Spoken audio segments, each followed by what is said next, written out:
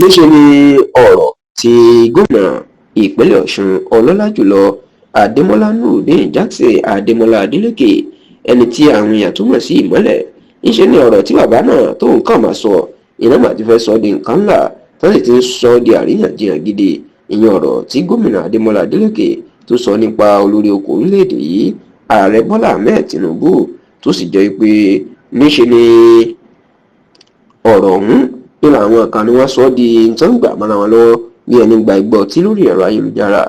tí wọ́n ṣe àríyànjiyàn gidi lórí ẹ̀. ǹjẹ́ ọ̀rọ̀ wo ni ìmọ́lẹ̀ ìpínlẹ̀ Ọ̀ṣun èèyàn gómìnà Adémọ́lá Adélékè ọ̀rọ̀ wo ló sọ? ó máa ní ọ̀rọ̀ tó jẹ́ kó di mọ̀ pé ààrẹ Bọ́lá Ahmed Tinubu ọmọ bíbí ìpínlẹ̀ Ọ̀ṣun ni o, kì í ṣe ọmọ bíbí ìpínlẹ̀ Èkó tàbí ìpínlẹ̀ míì gẹ́gẹ́ bí Tinubu fúnra ẹ̀ bó ṣe kéde. ẹ sì rántí pé àríyànjiyàn ó ti ń lọ tipẹ́ lórí Tinubu àtẹni tó jẹ́ gan, nítorí pé ìpínlẹ̀ Èkó ni Tinubu sọ pé òun jẹ́ ọmọ ẹ̀, kódà ọmọ ẹbí Tinubu lẹ́kọ̀ọ́ ìyẹn ẹbí tó gbajúmọ̀ tó lórúkọ ìní Tinubu pe ara ẹ̀, ṣùgbọ́n tó jẹ́ pé láti ọ̀pọ̀ ọdún sẹ́yìn ìní awuyewuye ti jáde èyí tí atọ́nà ilẹ̀ Oòduà tó jẹ́ aṣíwájú ẹgbẹ́ òṣèlú People's Democratic Party PDP nílẹ̀ Yorùbá ìyẹn olóyè Bọ̀dé Ìbíyínká George tó jẹ́ pé òun ló bẹ̀rẹ̀ ìní wọ́n ti ń sọ pé ọmọ bíbí ìlú Ìrágbìjí ní ìpínlẹ̀ Ọ̀ṣun ní Tinubu, ṣùgbọ́n tí Tinubu ò gbà tó ń jẹ́ kí gbogbo ayé mọ̀pọ̀ ọmọ Èkó ìlòhùn ṣáò. Yorùbá rí ẹ̀jẹ̀ ṣe wá ń lọ tó jẹ́ pé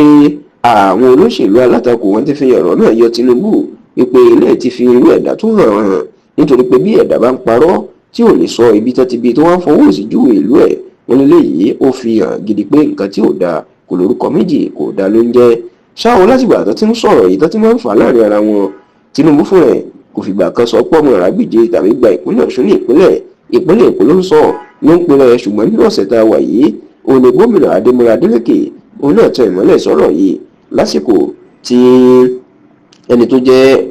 ẹ̀ṣọ́ ààbò tó máa ń tẹ̀lé ní gbogbogbà aid camp ìyẹn Ahmed Abdulrahman tó ń gba ìgbéga èyí tí wọ́n ń ṣayẹyẹ ìgbéga inú ọ́fíìsì ẹ̀ ní